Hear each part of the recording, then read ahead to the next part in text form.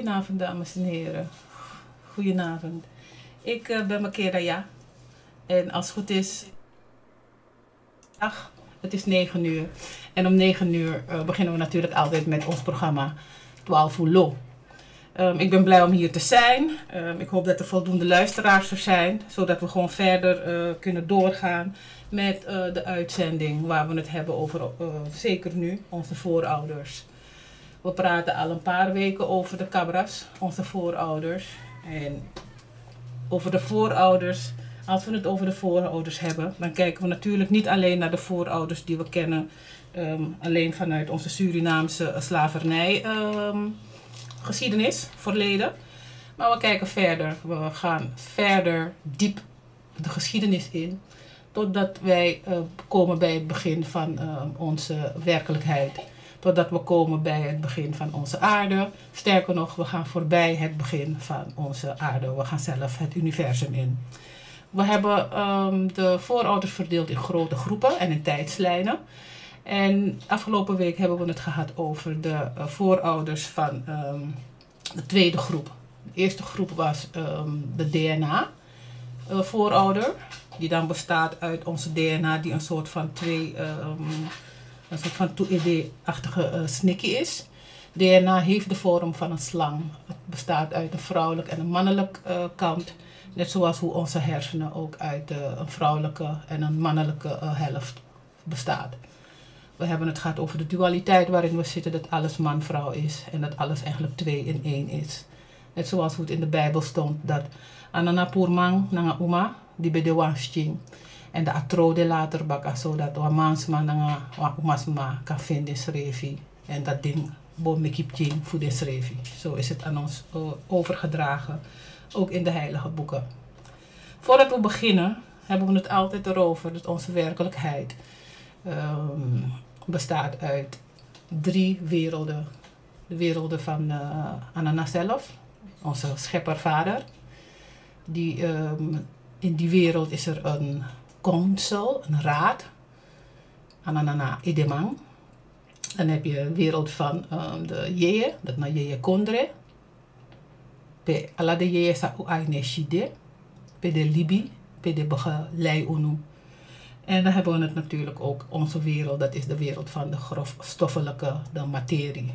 Dat na a wereld sa unu elkaar, a wereld voor a Holy Spirit, Mama Aisa, materie, moeder. Dat na a wereld pe unu tide na de sa ai eshi en sa anuma fasi. Die 3 werelden zijn altijd belangrijk voor ons, omdat ze een belangrijke onderdeel zijn. Afgelopen week hebben we het gehad dat onze wereld, onze werkelijkheid, onze planeet, dat er wezens op onze planeet komen en dat wij kiemen zijn, we zijn Siri. In de Bijbel staat over geschreven dat tata jou, okombaka, ook een den Siri die lippi. En a oogst voor de Siri, die lippi, gaat opgeleverd worden aan de Vader, onze scheppervader. Dus we hebben het gehad over wezens van buiten onze aarde, intelligente wezens die op planeten gaan en daar deze kiemen zaaien die uiteindelijk uitgroeien in mensen, dieren, planten en dan de planeten als het ware bevolkeren. Om de zoveel tijd moet alles op een planeet een bepaalde upgrade krijgen. Het moet een klasje omhoog gaan. Deze wezens brengen Connie en Sabi van alles, technologie, hoe we moeten leven met onze planeet, hoe we onszelf als het ware moeten verheffen, gezond moeten houden in de lichamen waarin we zitten.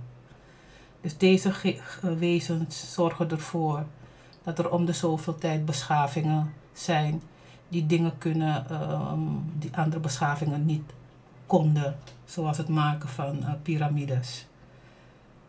En iedere keer komt er een moment dat zo'n beschaving als het ware weer kapot gaat, niet wordt gedaan en dan komt er weer een upgrade.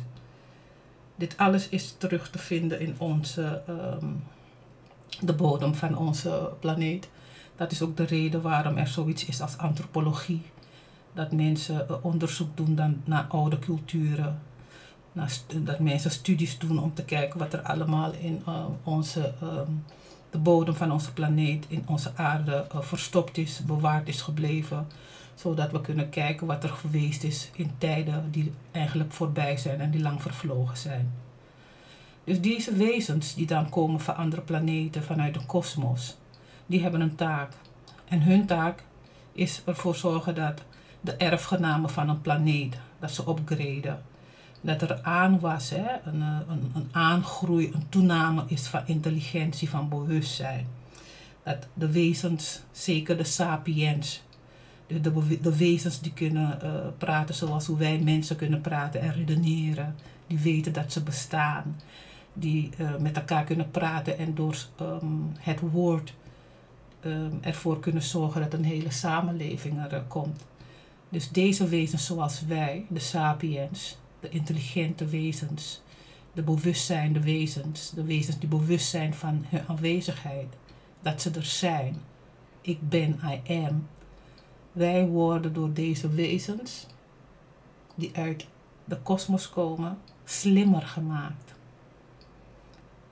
Ze leren ons nieuwe dingen die ons helpen om te groeien, om te evolueren in Yeyefasi. Dus zij geven ons praktische middelen. Ze prikkelen ons, ze helpen ons.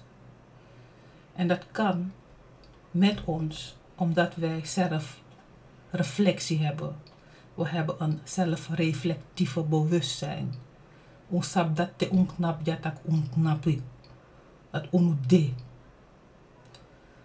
En dat komt omdat wij homo sapiens zijn. Homo sapiens sapiens. En homo betekent mens, heb ik al aangegeven verleden week. En sapiens betekent bewust. Dus bewuste mens, dat is de letterlijke vertaling van homo sapiens. Homo sapiens sapiens is het sterkst ontwikkelde menssoort op aarde. Op aarde waren er ook nog andere mensensoorten, zoals de Neandertaler, die geen homo sapiens is. Je hebt de Denisovan, wat ook een ander type soort mens is. De mensachtigen zijn verdeeld in heel veel verschillende groepen en subgroepen.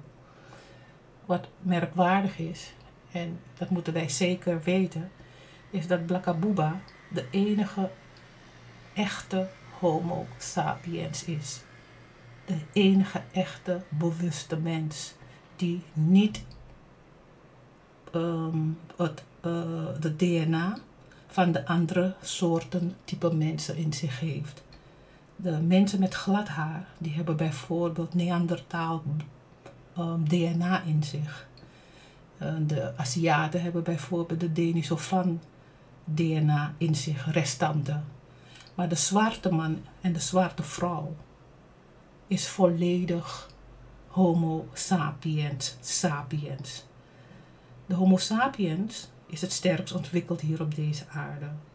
En die heeft de aarde als het ware bevolkt, volledig bevolkt.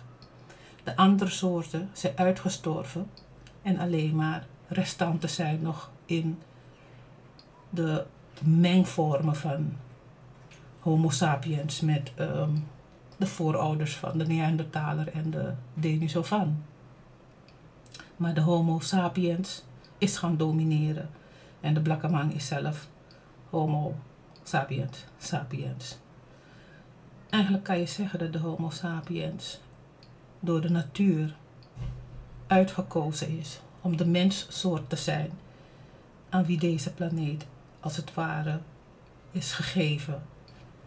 De Bijbel zegt al, Amimrebuku zegt, dat de mens, de bewuste mens, asma san sabifu takwan garode, amanti asma, een mensensoort, sa ebribi, tak ene me grondtapu, takwa yeyede.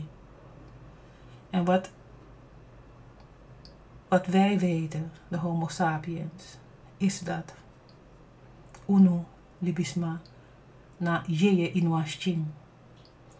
En we weten dat we hebben ook die toede, die dualiteit. Want sting na one deel voor uno en je na atra deel. Dus dan kom je terug naar die 2 in 1. Je na in materie.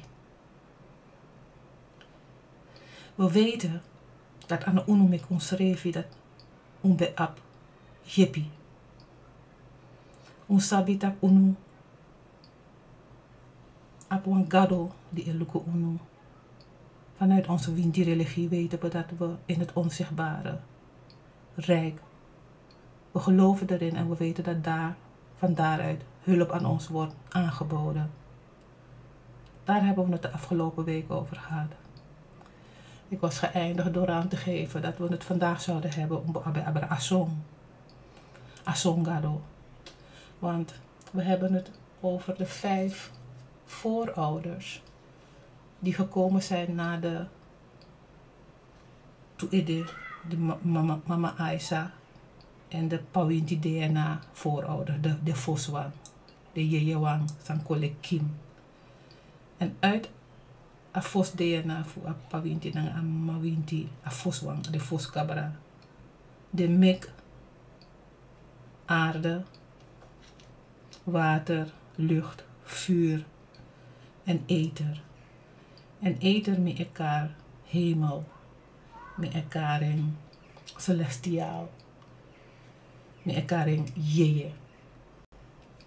Vandaag wil ik het hebben over het ether. En teme abe abra ether, dan moet ik abra asongado. Sana asongado, want asongado sana invloed jet op a grondtapu in sa onde na abijing die a DNA voorouder. A mama Aisa na a papa Winti die den begin bouw, den begin broko, bouw, poti, begin grow grondtapu. Da a song play wan boom bigi rol, wan boom bigi player a song bende.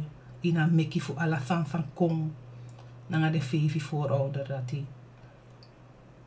Uno na homo sapien, dus uno man de in staat voor luku go baka in ting en da uluku fa ala dem fosi bigisma disi sorgu tak ti de na de ala sansa weshi tak na doording ala de san dis kondre mogelijk.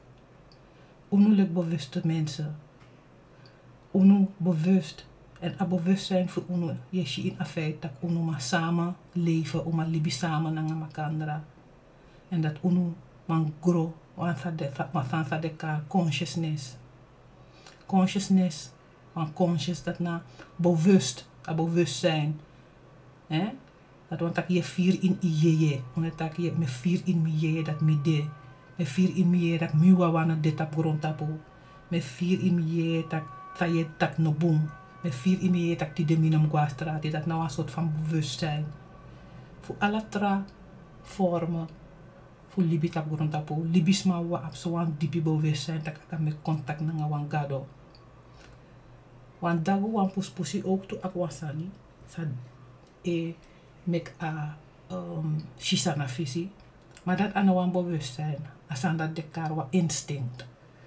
A instinct na wan soort van bewustzijn, maar as domoro tak wan lagi niveau, tak wan dierlijk niveau.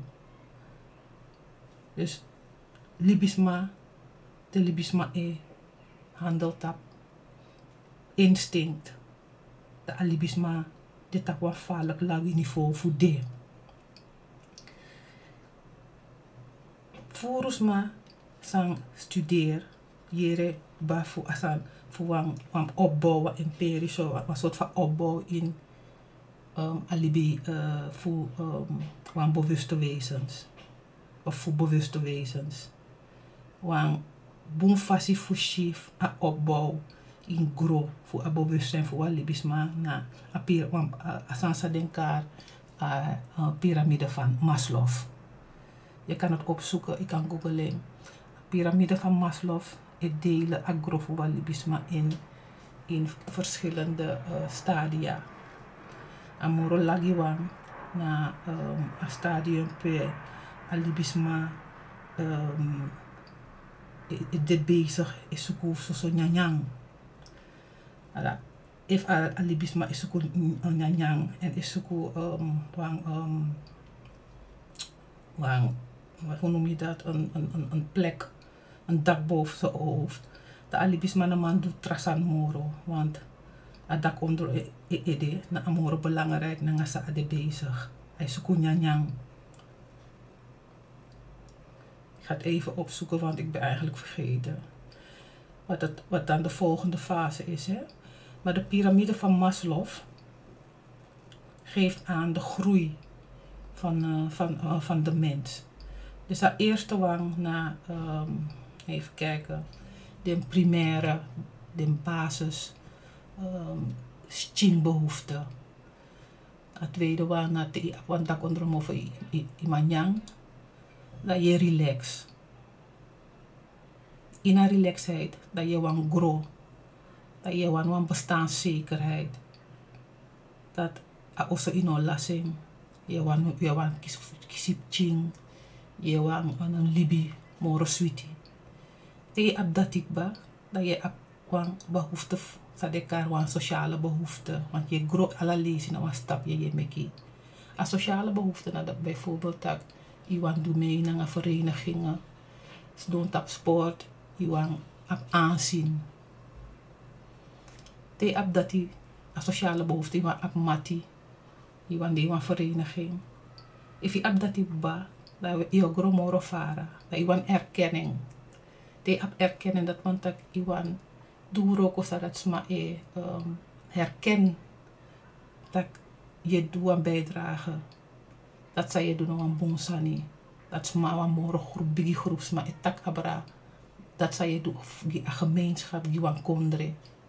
En een laatste wang, en daar heb ik het over, na een voor zelfontplooiing. Dat omdat ik op alasani, ik heb je vrouw, ik ching, ik roko, ik auto, je reizen, je gope wani, je de bekend. Dan nou dat je go suku je gado. En dat je suku je gado, dat je groei nou je fasi. Te wil ik ook rondtapu bijvoorbeeld. Dat je weet dat boomvoerus maar no ewaka na dit op hetzelfde niveau voor een piramide die si agro die si. Blakabuba voornamelijk de bezig naar de primaire fysieke behoeften.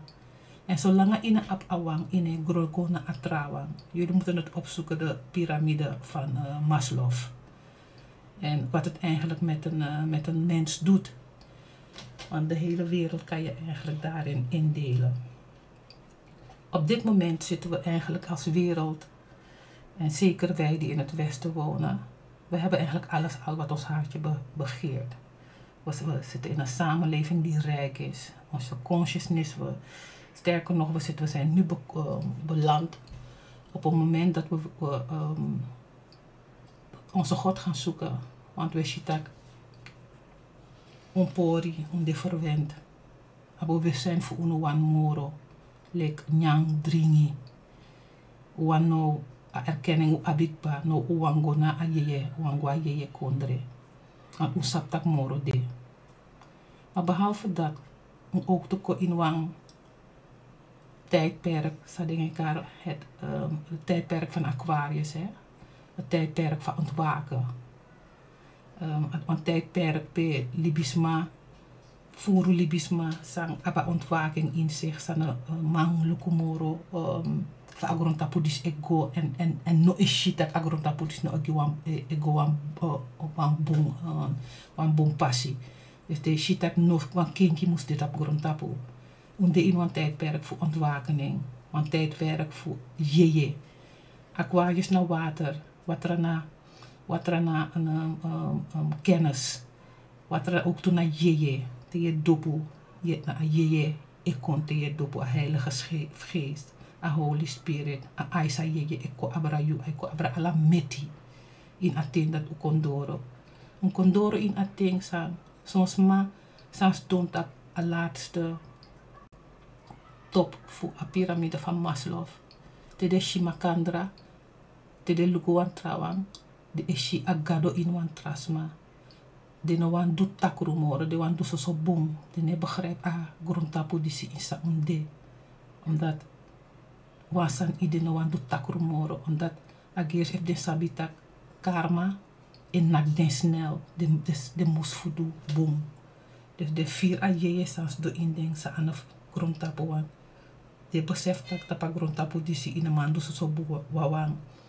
A grondtapu dis na wan dualiteit altijd boena nga takru.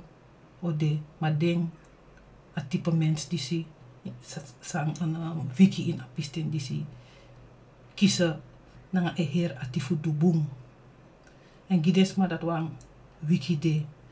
Dus maar dat naman tang tap grondtapu wan san inding wan konadoro wan begi anana wan san inding de ye ekri ekara nana mek anana fisi dry kombaka kona unu de no wan aqua atisan tranga moro grondtapu dis no sweet moro giden de ye dati na fabeka de ye dati wango baka na oso. Maar met dat lange en ik kon naar deel 1 eigenlijk. En dat onze wereld, onze planeet opwarmt. Maar in principe, als je dat onderzoekt, dan is het zo dat wij in een ijstijd leven. We leven in een ijstijd. In een kleine ijstijd. Zolang de ijskappen er zijn, leven we in een ijstijd. Dus de opwarming van de zon, dat gebeurt 1 keer in de zoveel tijd. Maar wat gebeurt er wanneer de zon, wat doet de zon eigenlijk met ons? De zon heeft een naam, Nawayeye. Zijn naam is Oriel. Met aksen, maar het is een haar. In bepaalde religieën dit tak taso nawamang. In iwan trawan dit tak asong nawang umasma. Unu na 12 lo en mi e volg san 12 lo etak abra asong en 12 lo ekar etak nawang umasma karakti omdat lek fawa umasma ek grolibi in bere. Amang e kong ay bevrucht. Hij bevrucht a eksi in a umasma bere. En de umasma e or a bere. Dus mij tak van a song na awansa e or a libi tap a grondtapu disi a planeet in die stand. De Egyptenaren e tak na wa mansma karakti. Dus anen fu ayeye dati na orai yel. En aning e betekent light of God, licht voor anana. Afaya fanana. Want libis masa esuku berouw voor gado voor anana. Dat jou omdat alibisma libi en libi zonder voor pot gado in e alade libi. De actie asong gado voor berouw dat asong gado jepeng dat anana mag ja vergiffenis giswa libisma. Zeker uno voor 12 lo en uno ala blakas mai bribi. Tene bribi da dat otak libisma hat you. En dat imek ati pur alubif gado uit you ati. Dat nog wat nooit na mag pasa. Maar Oriel en betekent licht van God. Licht. En ibang actie eng voor jepju voor gado. Te aboro tak in pot gado in you libi. A yeye disi etja kennis voor yeye libi kennis voor gado etja grondtapu. En a yeye disi na wan bewaker voor a wil voor anana. Voor konina sabi, voor diversiteit, voor grow. Dat nasa a yeye disi do. Dus a yeye disi na aye die zijn wiki grondtapu no de. Dat nasa dekar het kosmisch ontwaken. Een kosmisch ontwakingsproces. In dat no de om de zoveel tijd. Te wa ijstijd even stop. Dat was zo'n dingen kom. Zoals zon op a grondtapu e warme op. Dat ik actie usrevi. Suma egi Oriel aye fu asong. Suma etegen tak nona jutendoro. je heeft voor ijs. Je 3 bigangen baka. Je heeft zo je 3 bigangen visie. Ons tak dat na tata jou, omdat tata jou na edemang voor anaturu. En unu libisma. Jata planeet aarde en libi in a koninkrijk. Voor tata jou. Want ananaki tata jou is lekker erfenis. Dus tata jou orchestreert de momenti voor grow. Dat een planeet moest me qua upgrade en go naar een volgende klas. En anana tak a geschiedenis voor a grondtapu disi. A schreef in de sterren. Want sans schreef in de sterren libis man teki kenki en pot eng egi fasi manipuleer van awanta grondtapu mushig van a geschiedenis waka of van historie of waka of fasani in a toekomst o waka. Ananatak dat sa ossa in een planeet staat geschreven in de sterren. Den kometen sa ikong. Den bloedmanen sa ikong. Afgelopen weken bloedmaan ben de, volle manen ben de, rode manen ben de. Nono de ons do in a maand juni. Om in verschijnselen ipsa nono de in a hemel. Om in verschillende planeten nono de in amundisi. Dit op walijn. En alle den planeten die zie. Ons sabitak de na je ook toe. Den planeet de na def soso. Want den planeet allemaal op den koni na de werking tap a libisma. En in amundisi sebi planeet of fevi planeet dit op walijn.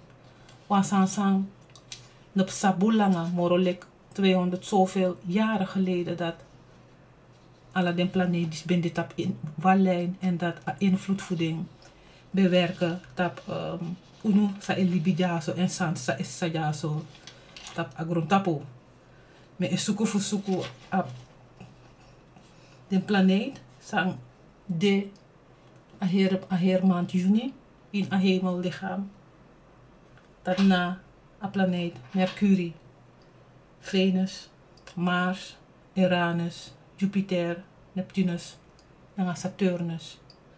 Als daarna ook allemaal voor luku sana invloed voor de planeten die zie tap alibi ja zo tap planeet aarde. Maar bijvoorbeeld a planeet Mercurie. Mercurie is a vermogen en a verlangen naar kennis. Hij maakt dat grow in libisma. Hij maakt dat grow. Maar ook toe Mercurie is zorgen ervoor dat libisma ik communiceer. Vooral unu 12 fulo. Kinki eko in grondtapu nanga aladeng sansa is nanga den planeten in de hemel. A planeet Venus, hoe allemaal is dat Venus nou hij klinkt het baso umasma. Nou umasma krakti drape. A natuur voor unu planeet ik grow onder Venus. Venus is de creatieve krachtigi unu libisma jas tap grondtapu. Venus is zekerheid, hij stabiliteit en harmonie. Mars, voor Mars ons habitat Mars is oorlog. Mars nou een trotse strijder, het je verandering voor je eigen schrijf libisma dat in een wan demore pd je wan tjentjes aan in Libi. Maar Mars ook de eerlijkheid. Hij heeft energie en hij maakt je dapper dat in een vrede voor ondernemers zijn, maar in een vrede tjentjes zijn naar je schrijf. Uranus, ik geef je een gevoel dat iemand de uniek, dat je nou een uniek soort persoon, maar een uniek soort schepsel. Maar ook de Uranus, ik geef je een energie dat iemand choqueert, iemand verrast. Uranus en maakt je vergroten je persoonlijke bewustzijn. Dat na sa nu de bezig nono de in een uitzending dus na vergroten onbewustzijn. Jupiter is jouw wijsheid. Hij heeft nou een drang. Maar soort greedy voor koni nanga sabi ik ko ini. Hij ja inzichten en op intellectueel nanga filosofisch vlak. Maar ook op religie en spiritualiteit. Hij opoit wat niveau. Jupiter nou een gelukbrenger. Hij zorgt voor groei. Die alasan sande. Dus apisten dis nanga alla den planeten disi. Paden krakti ego tap korontapo. Letun kandra. Mus actie. De bezig nanga yeyetori. Tak nanga unsrevi. Tak nanga de bigis masa e begeleid uno. Tak nanga anana. Tak nanga tatayao. Tak nanga den bigis ma disi den planeten wat dena yeye. Neptunus na oerstroom, de oervader. Hij kan libis met een hoger spirituele niveau. Hij geeft een hogere spirituele normen en waarden. Maar ook toe even een look naar Neptunus. Ik kan me denken dat idee was samsa in het de. Het hangt er van af. Van je doing. Van je delik libis maar. Of je gebruikt je ego. Of je go naar mededogen. Je go naar wat lobby ati of naar wat tranga ati. En de laatste dat naar Saturnus. Saturnus na een planeet. Sa etja de dood naar beproeving en ziekte. Hij geeft grenzen tak te jano morofara. Maar ook de Saturnus nou een planeet voor ambitie. Voor een praktische instelling, voor structuren en autoriteit op maatschappelijk vlak. Alla ding. Sebi planeta disi. Denono de tegelijkertijd in een luchtruim en amachti nanga akrakti sa ding. E beam in sa de e pusu kong sa pa planeet. Unumus de 12 fulo. Voor die unsabi, if unsabi umus letun kandra en umus begi takanga de ye disi. En ook abasong ete. Want asong na a hele scheppel voor grond tapu na asong e or ala libi tapa grond tap a planeet disi. Asong ete licht. Asong ete kennis. Asong moest veranderen. Dat na anana potentieel en nou een decreet, een besluit voor anana dat libis matapa planeet disi jompo, upgrade en asong na ala den planeet, maar vooral asong na idemang voor zorgen dat a change dis in grond tapu voor planeet aarde opesa. A hele schepping voor planeet aarde en wacht dit op a upgrade op a update disi. A frequentie voor verheffing. A de hila boko nono de in unu planeet aanwezig. En om unu planeet heen. A song etja liefde. A song na papa voor unu zonnestelsel. Alla den planeet het draait om unu zon. Op een centrale plaats. Die alla den planeet zijn de om me heen.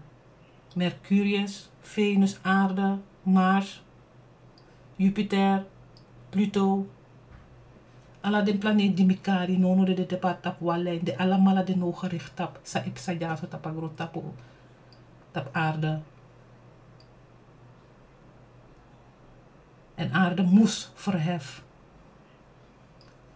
Ununas neki. Moest pour a orus ching in sa unde. Want wat nieuws ching e wachti na unu tapu.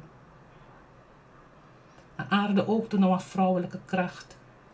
Hij moest bevallen voor een nieuwe soort libisma. Want unu san de jaso. Unu bumoro. Wabif upgrade. Orusani moest go voorbij. En wan nieuwe jeje. Wan nieuwe ziel. Sa unu sa in unu moest worden geboren na unu. Voordat ik gomorre varen om stak abra bepaalde woorden en aan de mens aan betekenis voor de woorden die zie. Want voor de woorden na een woord dementie. Zijn een betekenis voor een woord dementie. Want uno ons do inwang a dimensie ja zo a 3D, de derde dimensie op aarde. Maar we moeten gaan aan 4e en 5e dimensie. Dat na a upgrade in zou we go. Dus dat is een dimensie. Want dimensie is een sfeer. Dat is een sfeer. Een sfeer is een emoties en je vieri.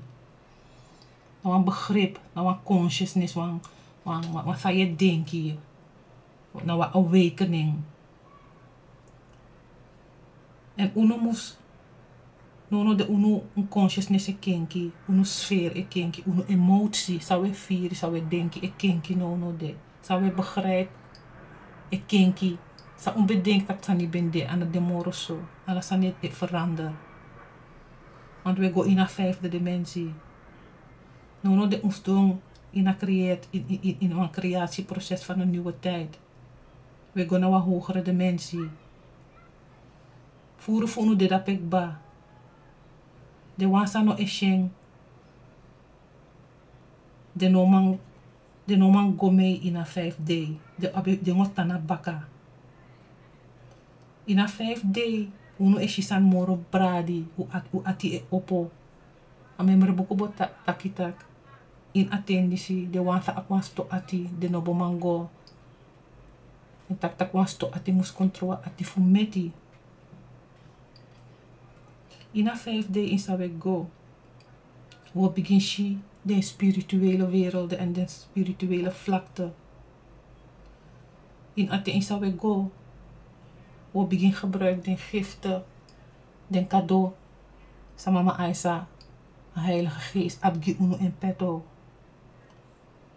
We beginnen shisani sa aina ben shina fesi. Want u ai opo. We beginnen die parallele werelden.